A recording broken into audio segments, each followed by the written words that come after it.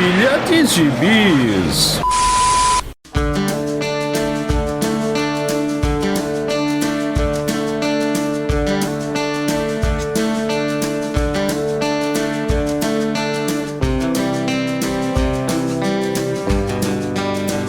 E aí, jagunçada, bem-vindos a mais uma edição do Pilha de Gibis, o seu podcast semanal do site Arte Final.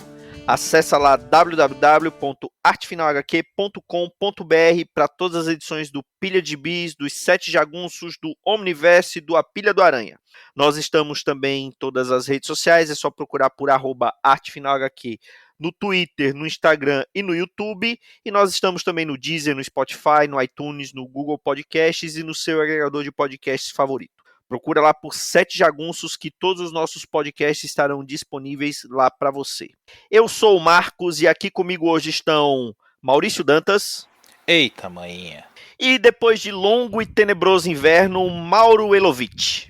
Que orgulho ter sido tirado do exílio aqui, saudade de gravar com vocês. Pois é, você estava afastado, então, por conta da sua volta, nós vamos te dar a honra de inaugurar o Pilha de hoje falando o que você andou lendo esses dias, Mauro.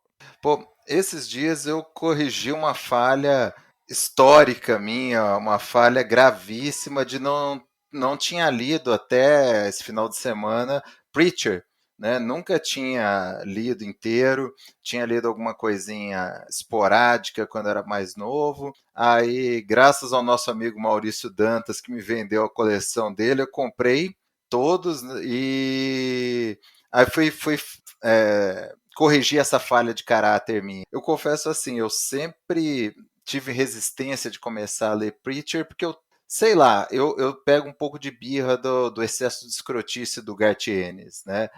É verdade. Eu adoro o Ennis, assim, ele tem muita história boa, aquele Justiceiro Max dele é impecável, mas eu confesso assim, The Boys eu comecei a ler muito tempo atrás, eu dropei. Preacher eu tinha lido alguma coisinha sem contexto, sabe quando você lê a edição avulsa, sem pegar o conto da história? Eu falei, Sim, cara, sim. é muito escrotice pra uma história só, não preciso ver esse tanto de violência, escatologia junto, de graça, né? É gratuito, né? Exatamente. Cara, assim, ele não tem dó de alguns personagens dele, né? Tem alguns personagens dele que ele faz os caras passar o inferno, né? Isso em todas as histórias dele, todos os runs dele, tem alguns personagens, quero dizer que assim, que o cara tá fudido é um understatement, né? Dizer pouco, porque se ele tá só fudido é pouco perto do que acontece. Literalmente, proper fuck, como eles falam. Mas aí eu peguei e falei, não, cara, eu vou ler inteiro, todo mundo fala que é excelente e tal, e realmente é, cara, assim, tem que dar o braço a torcer. Depois do primeiro volume, cara, quando você passa das escrotices do Ennis e acostuma com aquilo, ou você fica anestesiado por elas, sei lá, realmente a história é muito interessante. A história é interessante, os personagens são bacanas, a interação entre os personagens é muito bacana, especialmente entre o trio, né, dos protagonistas, né, o Jesse Custer, que é o Preacher, a Tulipa, que é a namorada dele, e o Cassidy, né, que é o vampiro que se junta a eles na trama. Então, cara, é muito bom mesmo, sabe? As pessoas falam, é clássico, não sei o quê. Cara, supere a escrotice do Ennis que você vai gostar. A história me pegou. Depois do primeiro volume, eu fiquei muito curioso para ver o que ia acontecer. E é uma leitura. O Ennis escreve muito bem, então, assim, é super ágil, né? Você está lendo uma edição até atrás da outra compulsivamente. Eu li, acho que os 9 encadernados aí em pouco mais de uma semana. E cada um que eu terminava, no final eu estava lendo um por dia, porque eu terminava o encadernado e falava, cara, amanhã eu quero ver como é que vai acabar esse negócio. E realmente é muito bom, cara. Eu gostei demais dos personagens, os arcos paralelos, e no fundo, cara, tirando toda a porque, assim, se você é sensível, não é um quadrinho para você. Porque é ultra violência, é sexo pra caramba de todos os jeitos possíveis e imagináveis, é blasfêmia pra caramba, é ofensivo a toda e qualquer religião possível e imaginável. É verdade. Cara, tem que você imaginar tem, cara, de zoofilia, vampiro, a piada com gordo, um dos melhores personagens, que é o cara de cu. Então, cara, assim, se você se ofende fácil, não é o quadrinho pra você. E você passando de todas essas escrotices, é uma baita história. E por incrível que pareça, e por mais brega que soe, é uma baita história sobre amizade, sobre amor, sobre gente que faz o que é certo, apesar de tudo que tá errado.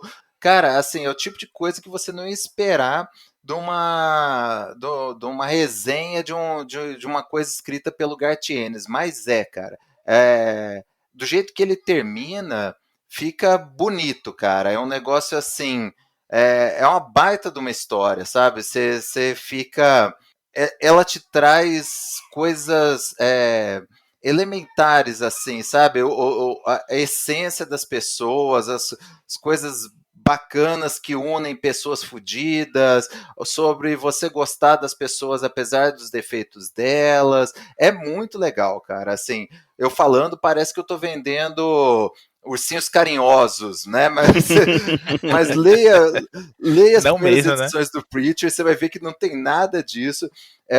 Com o maior nível de escrotice possível. O cara poder chegar numa conclusão dessas que eu tô te falando, prova que realmente o Ennis é muito bom, apesar de todos os maneirismos.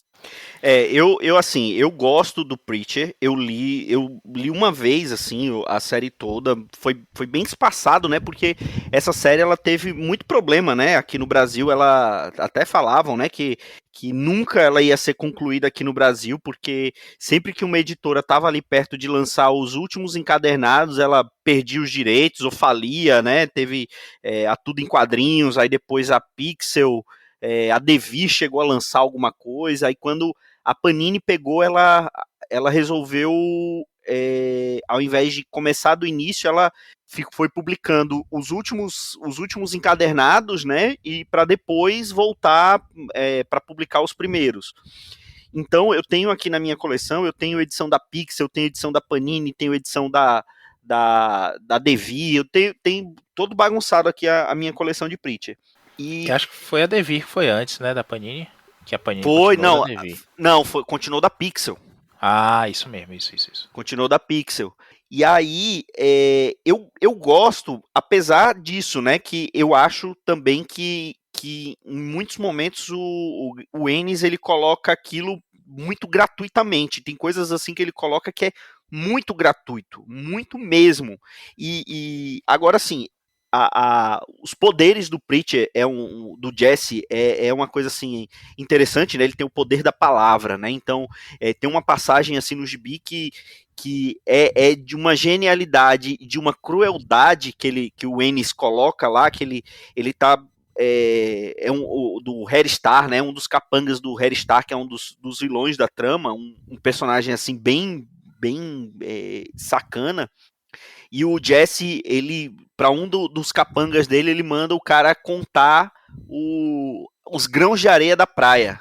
Ou seja, o cara não vai acabar nunca, né, de contar, e ele não consegue parar de contar, ele perde a conta e tem que começar de novo. Aí é com um agente do FBI, né, que tá atrás dele. E aí é com a gente, né?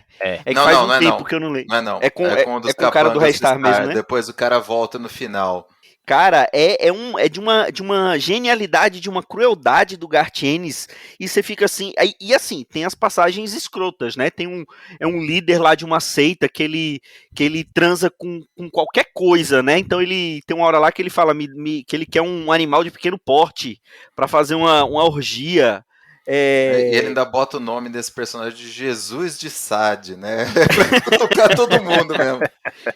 E falando em Jesus, ainda tem lá a história de que a linhagem de Jesus continua, né? E assim, para poder manter pura, eles têm que ter reprodução dentro da própria família, né? Entre irmãos.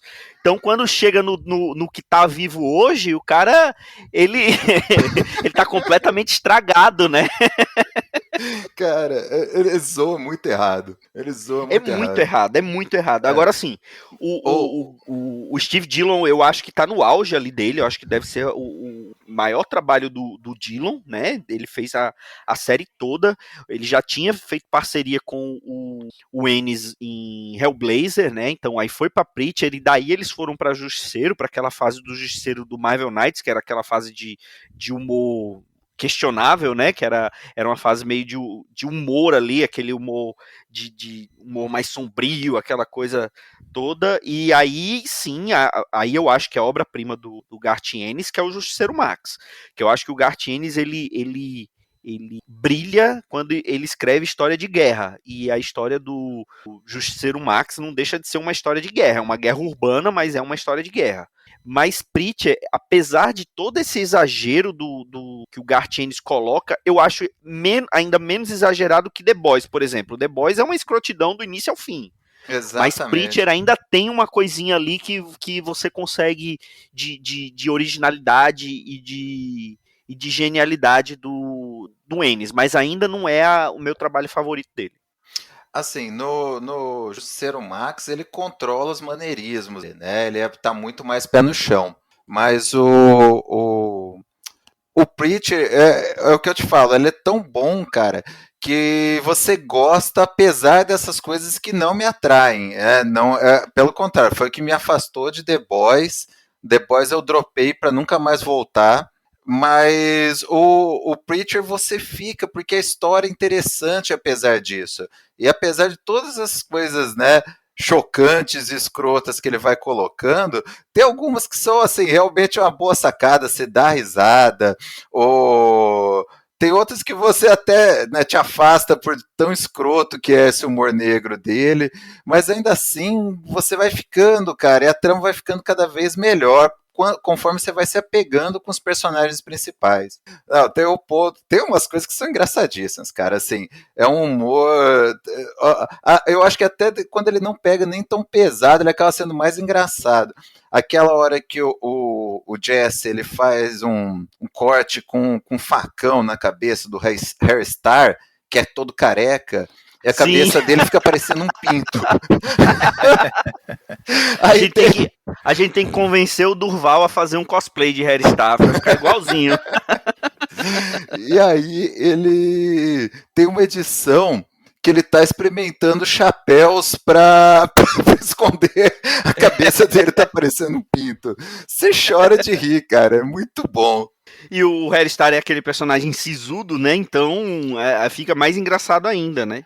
E é aquele, cara, no final, assim, o Harry Star é completamente escroto, mas no final, o N judia tanto dele, cara, que você fala, não é possível, mata logo o cara pra ele parar de sofrer, assim. Agora sim, tem essa parte de humor, mas tem umas histórias pesadas, né? Eu acho que é no segundo ou no terceiro encadernado que aparece a família do Jesse, né? E a avó dele é uma personagem execrável, né? Que é um dos melhores arcos, né? Que é o segundo encadernado, que é quando ele é sequestrado por aquela família dele, e você conhece lá toda a história do Jesse. Toda a história do Jesse é mega sofrida. É uma parte que quase assim não tem nem humor negro, assim, tem uma coisa ou outra, aquele vizinho caolho dele lá, tal, mas no geral, cara, ela é assim, muito pesada e boa, cara, densa. Você vai lendo e vai ficando bem interessado aquilo. A família deles são os hillbilly meio massacre da Serra Elétrica, assim, é tenso. Esse é o encadernado talvez mais tenso que tem. Só falta o canibalismo nesse arco, bicho. E não falta, né? Tem isso em algum ponto ali É mesmo. Você esqueceu lá do negócio da perna do Harry Star? Tem tudo, cara, que você imaginar, tem no Preacher. Tem até uma página massa do Restart depois disso aí, que ele tá fugindo, manco, com o corte na cabeça, todo fudido, mancando pelo deserto, dando pulinho de assassino pelo deserto, aí dá 5 pulinhos, cai, merda, aí dá mais 5 pulinhos, porra, caralho, e cai todo. Eu acho que é completamente absurda a história, mas a história é maravilhosa também, eu assino embaixo, mano. Eu adoro, eu acho que as loucuras todas que tem são muito bem colocadas, diferente de um The Boys, que ele realmente perde a mão não sabe pra onde vai. Mas aí, no Justiceiro, no Bem-vindo de Volta, Frank, eu adoro esse humor dele porque é muito escroto, mas ele amarra as coisas todas, não fica aquela coisa só pra chocar. Você se choca com muita coisa em Preacher, por exemplo, mas aquele choque dentro da história. E ele coloca no primeiro encadernado tanta maluquice, tanta coisa porra louca assim, e depois mantém que você não estranha mais. Tipo, o Cassidy é um vampiro. Tem um filho de um deus e um anjo e um demônio habitando o corpo do Jesse. Tem o fantasma do. Porra, como é o nome do John ator? Wayne, Do John Wayne, porra, que é o tá sempre falando com conselheiro ele. do Jesse a história inteira. Que era o ídolo, acho que é o ídolo do pai dele ou dele, né? Que ele Dos gostava dois. muito. Aí ele o John Wayne aparece pra ele assim: as coisas não vão bem, não é, cowboy? E aí você imagina mesmo aquela voz lá do John Wayne. Peregrino. E aí, porra, tem tanta coisa assim. Acho que mesmo pra gente que perde alguma coisa de referência cultural por não estar lá, mas outras coisas a gente pega pelos filmes que a gente assistiu, pela exposição que a gente teve a essa cultura aí. É legal demais. Eu quando li, mal, pela primeira vez, eu li pelo Sedentário, aquele site que tinha de scans aqui. Sedentário e hiperativo. Isso mesmo. E bicho, eu adorava aquilo, eu ficava igual ao mal. Eu baixava naquela época a conexão de escada ainda, então eu baixava assim umas 10 edições de vez. E quando eu tava lendo a primeira, já tava baixando a 11ª, tava lendo a segunda, baixando a 12ª pra sempre manter assim. Já fui Vendo isso dormir que é muito tarde. pirataria raiz. É. Só baixar no laboratório de informática do colégio pra levar o disquete pra casa e juntar os Aí não, arquivos. disquete não. Disquete, Camelot 2000, eu li assim. Baixei no disquete no laboratório de informática do colégio, minha mãe era diretora. Olha só. Levar pra casa, aí aquele zip em 10 partes, né? Aí quando você vai descomprimir a 9ª parte, tá corrompida, você perdeu tudo. Eu levei 15 dias pra terminar a Camelot 3000 por conta disso. Mas isso, o Monstro do Pântano, V de Vingança, o Sedentário tinha essas porra toda, eu ia lendo ali, o Rapadura também. E eu adorava, bicho, adorava. Eu me desfiz da coleção, né? Eu passei pro Mauro, porque tava precisando liberar espaço mesmo, a capa dura, tava pesadão aqui, mas é um gibi que eu adoro. Um dia eu pretendo readquirir, provavelmente em inglês, com uma capinha cartão. Não por questão de formato nem nada, a Panini realmente fez um trabalho muito bom nesse gibi, tanto a edição física em si, quanto o trabalho editorial e tudo. São muito bons, são ótimas edições e, porra, foi muito legal o que a Panini fez na época também, de continuar de onde tinha parado. A Panini fez isso com algumas obras da época que ela pegou. Ela fez isso com uns 2 mangás, que eu não me recordo agora se foi Eden. Não, Eden ela começou publicando. Não, Eden foi o que ela não completou. É, verdade. E aí daí tinha a porra do fotolito invertido que a galera surtava na época. Mas ela fez isso com mais umas outras 2 séries, pelo menos de mangá. Que Hellblazer. Hellblazer ela continuou de onde a Pixel parou.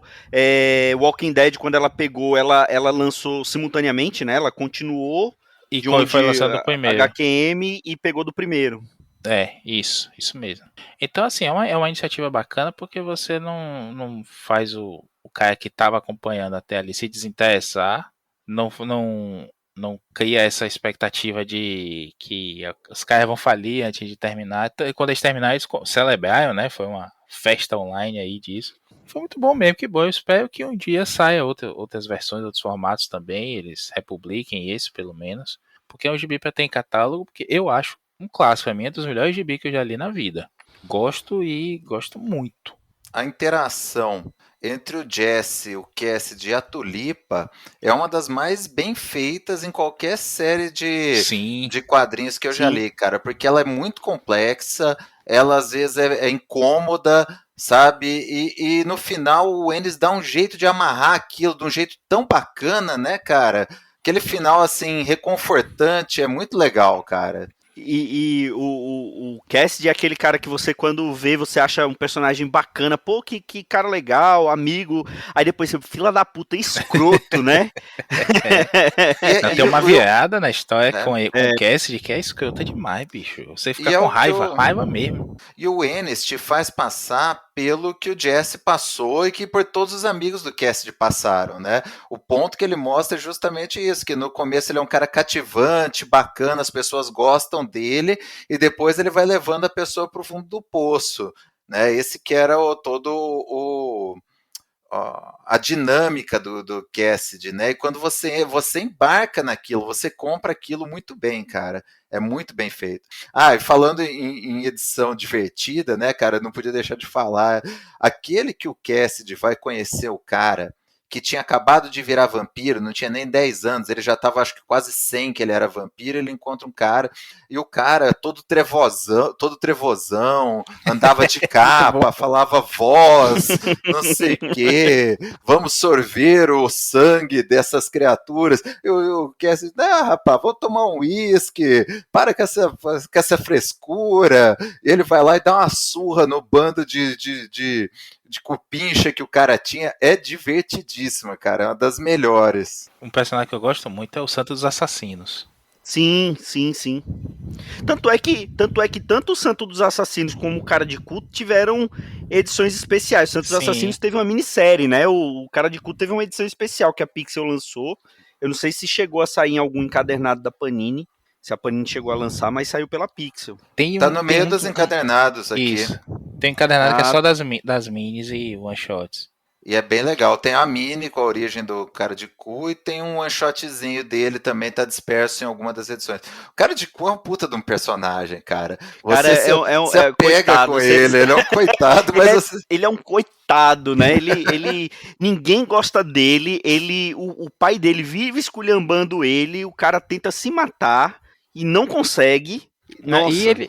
E ele some da história quando ele aparece lá na frente de capacete e tudo mais. Você acha que é um personagem fodão quando tira o capacete, é o Cara de Cu. Ele vira astro do rock. Sensacional. Ele monta uma tipo Graceland do Elvis, né? Uma mansão gigantesca que é a Bundolândia. É muito bom. E o melhor de tudo é que ele fala, os balões são todos como se ele falasse mesmo sem boca, né? Falou fofo, e embaixo tem a tradução. Porra nenhuma. Trabalho da porra pro tradutor, viu? Esse da a minissérie da origem dele, parece ele contando para um cara que ele encontra num banco de praça, né? Aí aparece tudo em flashback, aí na última edição o cara vira, não, tudo bem, mas não entendi nada do que você falou até agora. Esse humor do Ennis é sensacional. Não, quando ele começa pra fazer uma coisa assim, fica muito bacana mesmo. Que é aquela coisa, é exagerado, mas não tanto, né? Meu problema é realmente quando ele... Porque assim, tem umas edições, é como eu falei, tem umas edições que parece que tá ali por tá, né? Porque ele falou, ó, vem cá, eu escrevi isso aqui na edição anterior, mas se eu escrever isso aqui, mais isso aqui, será que eles vão me deixar publicar? Aquele põe o cara lá, ó, aquele JD que trabalhava lá na fazenda, que o bicho tá comendo um pato, cara. Você fala, puta, não é possível que deixaram o cara publicar isso. E é escroto, cara, é completamente gratuito isso. E comendo um pato biblicamente, né? Não é aquele pato assado, não, é cru mesmo. Aqueles personagens, cara, que são os investigadores do sexo, que é o gordão inglês e o magrelinho, cara. Puta, todo momento que eles aparecem é escroto, cara. O Ennis, assim, ele força ali a amizade no último. Não, mas assim, como eu falei, pra mim não é o maior trabalho do Ennis, o melhor. Eu ainda acho as histórias de guerra, principalmente do Justiceiro, o melhor, mas Preacher é muito divertido, vale a pena ir atrás. Agora é aquela coisa, você tem que tomar cuidado, né? Tem temas ali bastante sensíveis, então tem que tomar bastante cuidado com onde você vai ler, como vai ler e quem vai ler com você. Tem que tomar bastante cuidado. Mas tá aí um triunfo do Ennis, porque concordo que dá pra qualquer um ali que lê vai se ofender. A gente diz assim, todo mundo que lê vai se identificar, né? No caso do Ennis, todo mundo que lê vai se ofender um pouquinho com alguma coisa ali. Ele vai Mas a encontrar história- alguém pra ofender ali. A história Ele eu não acho... tem distinção, né? É democrático. Ele ofende todo mundo de maneira Exatamente. igual, né? Você não pode dizer que ele tá defendendo um e sacaneando o outro, ele tá sacaneando todo mundo. Mas a história eu acho que envelheceu bem. Eu não reli recentemente, eu dei uma folhada antes de mandar as edições pra lá, até pra ver se estavam bem mesmo, né? Não mandar o negócio zicado. E dei umas folhadas e olhando assim, a história, a sensação que eu tenho é que hoje em dia não se torna mais problemática do que é antes, não. E olha que estamos em tempos problemáticos, né? É Ou você aquele. É discorda, Mal? É verdade. você que leu agora. Não, li agora, cara, e assim, é o que eu falei, cara, não tem nada mais ofensivo hoje do que era ofensivo na época e que provavelmente vai ser Exatamente. ofensivo daqui a 10 anos. Então, ele já era escroto naquela época, assim, cara, é pro cara que tá disposto a passar daquilo e seguir lendo, né, cara? Esses dias eu tava fui no aniversário da minha filhadinha. Eu estava conversando com um amigo meu que gosta de quadrinhos, tal, é primo da minha esposa, né? E a gente tava falando de quadrinho bom que leu tal, e eu tava indo nessa empolgação que eu tava acabando de ler Preacher, e recomendei para ele, né? Eu falei, cara, é um negócio, porque ele comentou alguma coisa da série do The Boys. Eu falei, não, Betinho, você tem que ler, tal, já que você tá gostando aí da série, pega um negócio, se você quiser ler um negócio ofensivo, mais divertido, vai ler o Preacher.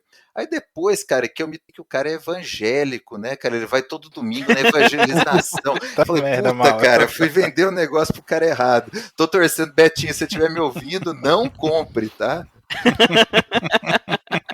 Ah, mas aí se ele assistiu a série The Boys, pode ser que ele tenha assistido a série do Preacher, né? E aí, quem Não, sabe não viu, ele não viu. Eu tinha conversado não com viu ele, ele não, não né? viu. Pô, cara, eu esqueci do negócio dele ser evangélico, cara. A hora que ficou na primeira edição, que vier o negócio dos anjos, ele vai falar, maldito desse Mauro que foi me recomendar. E ainda tem isso, né? Porque Deus se some do céu depois que dá a merda toda lá. E fica a história toda uma busca por Deus. Ainda tem esse elemento do roteiro aí que é muita viagem, bicho. É verdade, é verdade. Mas vale a pena, vão atrás, se não por meios lícitos, porque, como falou, tem muitas edições que estão fora de catálogo, tem fácil para achar aí nas internets da vida. Bom, agora vamos sair de um gibi vértigo, vamos cumprir nossa cota de fumete nesse podcast. Eu vou falar de um lançamento, na verdade, um relançamento que a Mitos anunciou tem um tempinho e já saiu as primeiras edições, que é o Ken Parker, que eu estava dando uma pesquisada aqui antes de gravar, eu achava que ele só tinha saído pela Tapejara e que depois virou o Clube, né, o Clube dos Quadrinhos, que foi aquelas edições caríssimas, né, que eles chegaram a completar, salvo engano, eles completaram as edições do Ken Parker, mas eu vi que além dessas duas editoras, ela saiu pela própria Mitos há um tempo atrás, no início dos anos 2000 chegou a sair pela Mitos, saiu pela VEC, saiu por uma editora aqui chamada Ensaio, saiu pela Best News, ou seja, é um gibi que já teve várias casas aqui no Brasil, e até lá na Itália, né, que ela inicialmente era da Sérgio Bonelli, depois o Berardi e o Milazzo, eles lançaram de forma independente, né? Eles criaram uma editora para continuar com as histórias do Ken Parker e depois ela voltou para Sérgio Bonelli. E é a história do Rifle Longo, né? Que é o apelido do Ken Parker, que ele acaba se juntando com num forte, né? Ele acaba se alistando e ele tem uma pegada assim muito parecida com a do próprio Tex, né? É aquela história de faroeste, só que aqui, diferente do Tex, o Ken Parker ele não tem tanto amor pelos índios como o Tex tem, né? Nessa primeira história, nesse primeiro encadernado da Mitos, ela lançou as duas primeiras histórias, né? Ken Parker 1 e 2. E no primeiro é justamente a origem ali, né? Que ele tá indo para o Wyoming com o irmão dele para procurar ouro e eles são atacados e são vítimas ali de uma emboscada. O irmão do Ken Parker acaba sendo morto e escalpelado e o Ken vai em busca de vingança e é quando ele se junta lá ao Fort Smith e aí ele fala que ele tá ali para poder ir atrás das pessoas que assaltaram ele e o irmão, que eles meio que tentaram fazer parecer que era um ataque de índios, mas ele percebe que não é. E o Ken Parker ele é conhecido como rifle longo porque ele se recusa a usar umas armas de fogo mais modernas. Ele usa aqueles rifles antigos que só tem um tiro, que você acaba para poder você carregar ele, você tem que colocar ali a bala, aí bota a pólvora, tem que socar para poder. Só que ele é um atirador assim muito bom e muito experiente. Só que ao contrário do Tex, ele não é muito amigo, ele não tem tanta amizade com os índios, né? Ele não vê problema nenhum em atacar índio, em brigar com índio, se ele acha que ele tá do lado certo, né?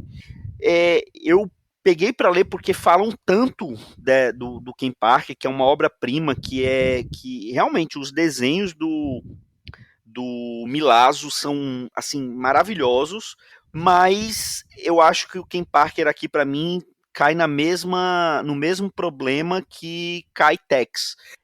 Não é para mim.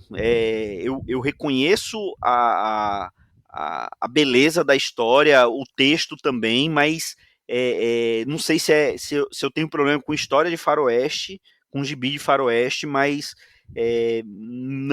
realmente não é para mim. Você gosta também de gibi assim? Você costuma ler Fumete ou gosta de gibi de faroeste, Mauro? Olha, eu gostava mais quando era criança. Meu avô tinha muita coisa de quadrinhos, eu aprendi lá com meu avô, cara, que ele gostava desses quadrinhos old school em preto e branco. Então ele tinha lá os Tex dele, Espada Selvagem de Conan, vi a primeira vez lá com ele, e nessa época guardo boas recordações, mas nunca peguei para acompanhar, cara. Igual você falou, assim, não é para mim. Eu gosto desse. É que é muito one shot, eu não consigo me envolver na trama assim, sabe? Não, nunca me pegou. Eu já peguei, não lembro quem fala, se é o Dão, que Tex é gibi pra você ler no aeroporto, no banco da rodoviária. O Dão fala que é gibi de rodoviária e aeroporto. Se você não achar um Tex na banca da rodoviária ou do aeroporto, você você tá no aeroporto ou na rodoviária errada. Peraí, eu já tentei nesse esquema. Nesse esquema eu leio, me divirto, uma leitura que vai fácil tal, mas não é algo que eu vou até a banca para comprar um fumete, cara. Para mim, não consegui pegar gosto. Quem sabe daqui a um tempo muda, mas por enquanto não é para mim não. Eu também tô nessa, eu gosto, tem um tio que tá até falando isso com o Marcos antes da gente começar a gravar. Tem um tio que me iniciou nos quadrinhos, ele é fã de Tex. Aí eu fui cair na besteira de comprar aquelas graphic novel recentes dele, que meu tio detestou. Eu achei sacanagem. Uma foi pelo cara de Duna, como é o nome dele? O Serpieri. Paulo Letai Serpieri. Tem não sei se tem do Manara também, do Serpieri eu lembro, mas porque era tipo um MSP 50 do Tex, isso. né? Que eram uns desenhistas diferentes, né? Isso, tem uma porrada de edição legal. Assim, eu li essa do Serpieri, eu achei bacana. É um Tex mais jovem, assim, e tudo mais. Tem também que é escrito pelo autor do Mágico Vento, né? O Giancarlo Manfredi. Pois é. Tem uma dessas da Tex Graphic Novel que é dele. Eu acabei me dando mal, né? Meu tio não gostou de nada, mas eu acho que foi vingança dele, que uma vez ele me deu um comando de ação genérico que eu não gostei, aí ele viu que eu não gostei. Deve ter sido alguma forma dele se vingar de mim também. Cara, mas também você foi dar pra ele o Tex do Manara, né, cara? Ele foi ler um negócio de cowboy, de repente. Brokeback Mountain, né? Ele falou, pô, o sobrinho tá me sacaneando aqui. Mas eu gosto muito, tá falando, Marcos, eu gosto muito de Júlia. Não, Júlia, aquele folhetim feminino, não. Eu tava Aventura de uma pensando nisso. criminóloga. Sabia que você ia pensar. O Aventura de uma Criminóloga, que inclusive a Mitos anunciou agora que vai só lançar no formato mais caro, né? Se já tava difícil de acompanhar, agora tá impossível. E eu gosto muito de fumetes assim, mais fora da caixinha, né? Tem os sci-fis que eles têm. Se bem que a gente falou do Bad Baron há um tempo aí, eu não gostei desse. Sim. Mas tem muita coisa divertida. Eu queria ter mais tempo e mais acesso a essas coisas aí, mas confesso que é difícil. Eu chego na banca e tem 5 techs diferentes: Tex Ouro, Tex Prata, Tex Bronze, Tex Platina, Tex isso, Tex aquilo e... Tex em cores, Tex gigante, Tex não sei o que, Tex Wheeler, que é a série nova que ele é mais Isso. novo, né? Eu acho muito caro o material. Porque tem licenciamento, que é isso, que é aquilo. Pô, não importa, eu não tô pensando nisso na hora, não. Eu tô olhando para o que eu tenho na minha carteira, o que eu tenho de saldo no banco e o que, que eu posso gastar naquele momento. Se bem que hoje em dia tá tudo tão caro que acabou sendo só mais um, né? Eu gostaria de ler mais, eu não conheço nada do Ken Parker, você tá falando, eu tava dando uma pesquisada aqui nisso. Ele usa um rifle da época da Revolução Americana, né? Isso. E ele se recusa a usar armas menores, armas mais novas, e ele também faz muita merda, pelo que eu vi aqui. Ele toma muitas decisões equivocadas e é questionado por isso dentro da própria história. Então parece interessante. Eu acho legal como eles fogem muito sempre, né, dessa coisa do só matar índio todo mês. Eu também prefiro os fumete que são diferentes de. Talvez. O único que é mais parecido com fumete de faroeste, que é o Mágico Vento, mas aí tem uma pegada completamente diferente, né? Do Tex e do Ken Parker, né? Mas assim, a gente já falou muito aqui de Dampir, a gente já falou de Dylan Dog, né? Vira e mexe a gente fala dessas séries Adoro o que Dylan Dog também. me agradam muito mais do que Tex e do que Ken Parker, por exemplo. O Dylan Dog é quase um Constantine italiano, né? É o que a gente fala, o Vitor é que gosta de falar que a história ela acontece apesar do Dylan Dog, né? Isso. Enquanto o Constantine sempre mete o dedo e faz uma merda pra história andar, o Dylan Dog parece que é só o espectador da história toda acontecendo. O negócio se conclui apesar dele, né? Ele é Mas tipo o Homem-Aranha também, um péssimo investigador.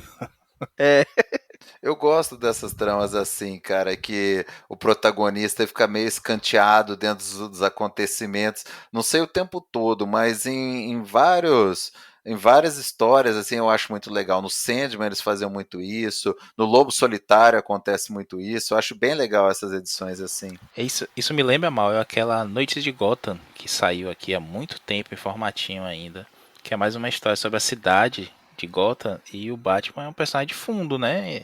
Ele Eu, enriquece a história, mas você não tem um vislumbre dele interferindo diretamente. Eu também gosto desse tipo de coisa. eu li essa também, bem bacana. Gotham Central é isso, né? Também. Gotham Central é basicamente isso também, né?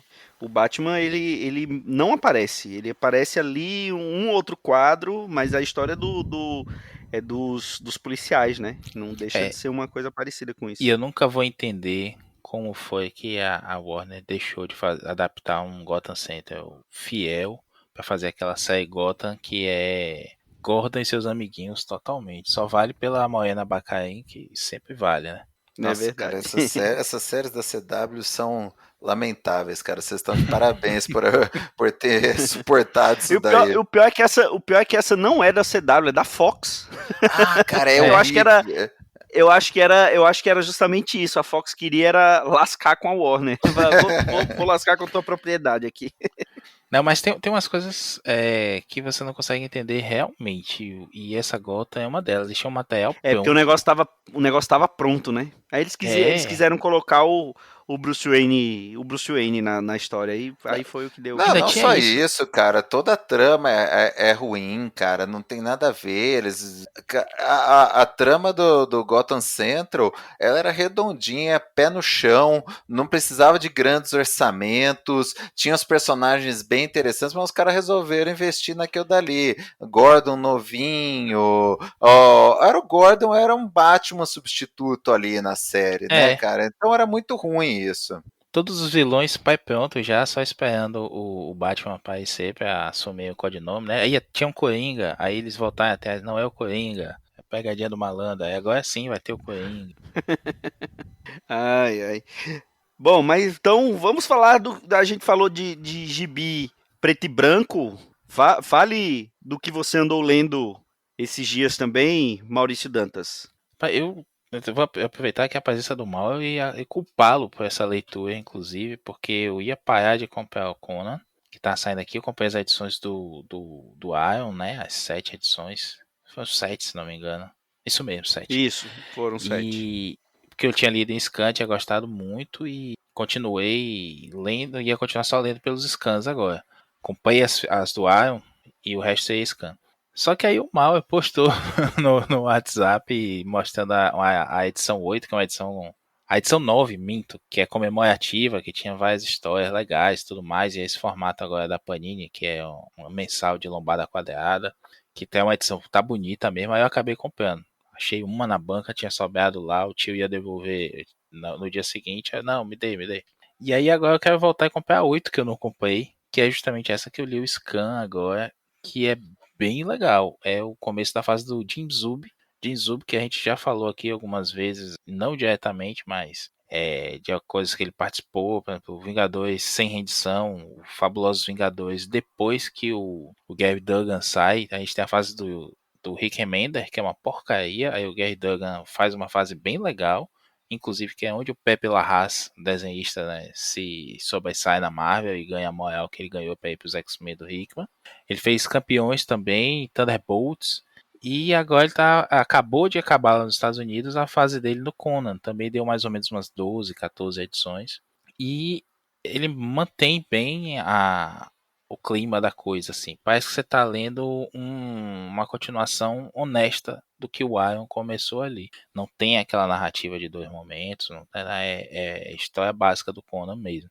Aqui saiu com o nome O Ordalho e The Crucible lá nos Estados Unidos, como saiu. É mais ou menos o mesmo material que saiu nessa edição aqui. A do Brasil é a Conan 8, saiu as edições 3 e 16 americanas e mais uma ediçãozinha do Cool Conquistador.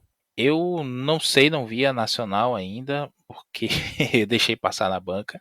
Não, mentira, não é Cool Conquistador, não, é Rei Cool. Lá ele. E. Rei Kivis. Rei Isso. E também não é o Null, não, viu? É o Kull, Kull. E aí, fui ler esse scanzinho para depois pegar essa comemorativa aqui e matar a fase do Jinzub. E é bem legal. O Ordalho, né?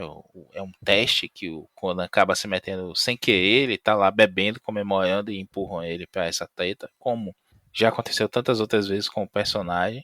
E rola um grande mistério lá, porque parece mais ou menos um ritual de sacrifício, festa religiosa daquele local, que é um torneio de heróis locais ali para ver quem vai agradar o deus daquela cidade, daquela localidade. O Conan acaba se metendo, como eu falei, nessa cilada e tem entre eles um assassino que tá matando os outros, tá botando eles no esparro e a gente não sabe quem é. Tem esse mistériozinho aí ao longo do arco. E ele vai terminar dando um gancho para a história seguinte, que no encadernado americano tá aqui, mas eu acho que vai sair na 10 daqui da Panini, né? Porque a 9 é essa edição comemorativa e na edição 10 que ainda não saiu aqui, não minto, corrigindo já ao vivo aqui em tempo real, saiu na 9 já, essa história que é de uma lâmina amaldiçoada, mais ou menos uma lâmina Muramasa do Wolverine, mas com a possessão que possui 6. Divertidíssimo a história, a arte é do Roger Antônio, se não me engano ele é brasileiro, já tinha falado dele aqui. E é básica, ele vai muito pro estilo do teatro do Mahmoud Assa, que fez a fase do Jason Aaron. Não tem nenhum grande brilhantismo, mas eu acho competente. E é uma fase que está sendo bem elogiada lá fora do Jinzub. Eu vou continuar aqui, vou acompanhar em scan, porque não tá dando, não tá sendo fácil. Mas tá bem divertida também. O Jinzub é um cara honesto, não tem grandes brilhos assim, não. Ele fez muita coisa já pela Image, pela IDW. Se não me engano, ele fez Samurai Jack. pra IDW. É isso mesmo, ele fez 20 edições de Samurai Jack lá pra IDW, que também é bem elogiado, ganhou uns prêmios lá fora. Escreveu Dungeons and Dragons, né, o famoso Caverna do Dragão aqui. Teve 2 títulos pela Image e aí foi pra Marvel. Hoje ele continua na Marvel, não sei o que ele vai fazer agora, depois que ele terminou a fase dele do Conan. Daqui a pouco devem dar um título novo pra ele. Espero que ele pegue aí alguma coisa mas que vale a pena. Eu não me recordo agora, me deu um branco. Eu falei isso outro dia no Pilha do Aranha, mas eu acho que ele tá na fase nova do Aranha. Ah, não é ele não, é o Zeb Wells. Eu confundi. É tudo com Z, Zeb, Zub. É, Jim, Zeb, Wells, Barril. Bom, pula essa parte aí. Então, você tá falando que ele não sei o que ele vai fazer agora na Marvel, tudo mais, vai dar um título pra ele. E por que não, né? Um gibizinho aí honesto pra ele fazer uma coisa divertida. Guardiões da Galáxia acabou de acabar de novo, né? Toda hora, a cada 2 anos tem um número 1 novo do Guardiões da Galáxia. Quando tá ficando bom. E o Al Ewing entregou isso aí, podia dar pra ele, né? Um Guardião da Galáxia basiquinho que não vai ofender ninguém. Funcionava bem. Eu gostei bastante, viu, Maurício? Especialmente, eu gostei muito dessa edição 9, né, comemorativa dos 50 anos do Conan. Ela tem umas homenagens muito legais às histórias clássicas lá daquele omnibus do qual não devemos falar, né? Mas O semi-traduzido. eu semi-traduzido, mas é bem competente. Eles pegam alguns autores clássicos ali, pegam o Busiek para escrever, o Roy Thomas, né, numa homenagenzinha super curtinha, e depois você entra nessa história do Jin Zub, e eu achei bem legal, cara. É bem, assim, eu tinha já gostado da Espada Selvagem de Conan com o Jerry Dugan lá fazendo uma trama que lembrava mesmo aquelas espadas selvagens de antigamente, um negócio mais divertido, sem grandes pretensões, mas bacana, né, respeitoso ao espírito do Conan. E eu penso a mesma coisa do Jin Zub, sabe? Ele soube entender o personagem, ele soube entender a pegada dessas histórias da era iboriana, então eu tenho gostado bastante. Esses eu tô acompanhando aqui pelos nacionais e tô gostando até onde eu li. Eu li as edições do Aaron, eu tinha tido pouquíssimo contato com Conan, eu nunca tinha lido muita coisa do Conan. Me interessei pelo personagem depois dessa fase do Jason Aaron, e além da fase do Jason Aaron, teve essa fase acho que do Jerry Dugan também, não foi? Que era na Isso. Espada Selvagem? Isso. Que também era muito bacana, com os desenhos do Ron Garney, e assim, eu me animei muito, peguei tanto a Espada Selvagem quanto o Conan Bárbaro, e continuei com o Conan depois, só que aí essas edições pós Jason Aaron eu ainda não li. Mas isso me interessou tanto a ler coisa do Conan, que eu peguei aquelas 2 primeiras edições daquela coleção que a Panini está lançando da Espada Selvagem. A primeira porque estava baratinho, né, R$ 9,90. A segunda porque também estava com um preço bacana, que era R$ 20. Agora da terceira em diante, a R$ 55. Praticamente semanal. Aí eu não gosto tanto do Conan assim. E Maurício Dantas já apontou que essa é uma das coleções que tem mais erros da Panini, né? É a da... Infelizmente, né? Pois é. E peguei também os ônibus da Mitos, né? Que tá lançando a fase do Kurt Busiek, né? Já peguei o primeiro, o segundo ônibus, que é um custo-benefício bem melhor do que esse ônibus da Panini. No dia dessa gravação foi quando a Mitos me mandou o volume 2, que eu peguei na pré-venda, né? Então acabo me interessando bem mais pelo personagem depois dessa fase do Jason Aaron, que é muito legal, que é muito divertida. Essa fase da Dark Horse que a Mitos está publicando agora, também no formato ônibus da Dark Horse, né? Que é o ônibusinho. É aquele micro-ônibus com ar-condicionado que a gente pegava mais caro que o ônibus de linha. Não é o busão, não, é o buzinho mesmo. E é muito boa, bicho. Essa fase é ótima, a edição tá bem legal. E Eu, na verdade, comecei a ler mais Conan mesmo por conta dessa fase do Bills, que a Mitos lançou há muito tempo esse E era encadernadinho. era uma fase que, salvo engano, eram umas histórias mais fiéis, né, aos contos originais do, Isso, do isso. Robert Howard, né? E aqui, Pontos para Mitos, ela lançou, tem uma história chamada Nascida no Campo de Batalha, saiu no primeiro Omnibus, que é como se fosse uma história de backup das edições. Então, quando saiu no Omnibus americano, a Dark Horse publicou uma edição principal, um pedacinho dessa, uma edição principal, um pedacinho dessa. A Mitos fez certinho, contou a história da Conan Zero, aí vem o Nascido no Campo de Batalha. A Conan Zero é só uma apresentaçãozinha mesmo, um príncipe de uma era posterior ao Conan começa a descobrir as histórias do Conan e pede que o vizir dele leia para ele, né, traduza lá da história do rei Conan. E ele se interessa por isso. Então, na verdade, é como se a gente estivesse lendo com ele as histórias do passado, né? Que é dessa figura mítica que foi o Conan, junto com esse novo rei. E aí ele vem com o Nascido Campo de Batalha, que é o nascimento, a infância do Conan, até ele chegando perto da vida adulta, e aí vem as histórias mesmo. É uma edição bem legal, eu ainda não peguei o 2 não, mas essa primeira tá muito boa, é um baita gibizinho. Eu acredito que o Mauro gosta também, né, Mauro? Adorei, cara. Eu também tenho essa primeira, tô esperando chegar a segunda. Cara, eu só não comprei essa coleção da Espada Selvagem. Eu ia fazer igual o Regi, cara. Comprar de patelada pra ganhar um descontão e chorar depois e economizar nos quadrinhos merda que a gente compra. Mas eu não comprei justamente por questão de espaço, cara. Se eu chego com uma coleção gigante dessas aí aqui em casa, minha mulher vai colocar a coleção no quarto e vai me botar na sala. Então a questão do espaço pesou muito, fora o valor proibitivo, né, cara? Mas eu vou te falar que assim, a mão coçou numa CCXP da vida, que eles estavam vendendo pacote e tinha acho que um desconto de 20, 25%, preço fechado do começo ao fim. Sim, sim. Mas aí essa coleção era da Salvat, né? Ah, é verdade. Eles cancelaram, né? É verdade. Mas Depois o. A Panini assumiu.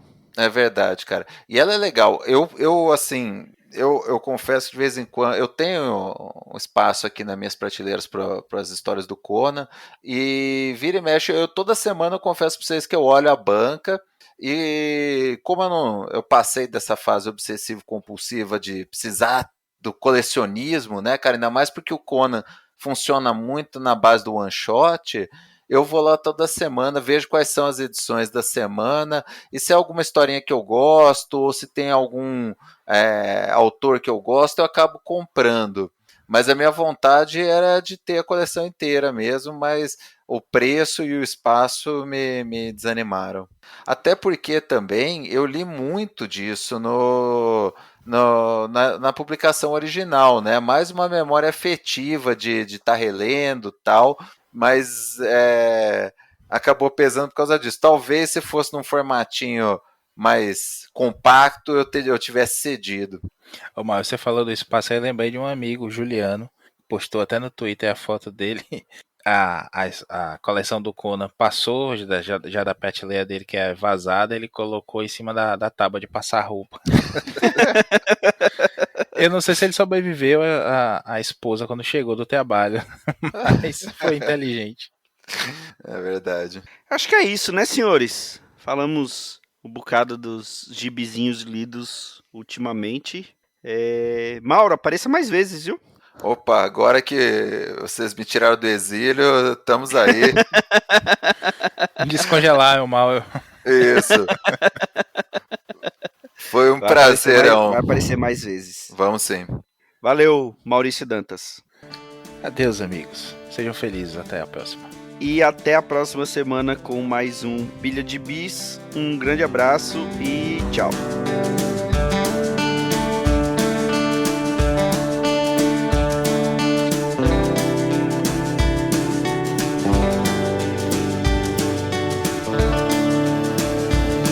Esse foi o Pilha de Gibis, mais um podcast com o selo dos cabras de qualidade do Arte Final. Gostou do que ouviu aqui? Compartilhe e acesse o site, tem muito mais conteúdo de qualidade esperando por você. Vai comprar seus gibis na Amazon?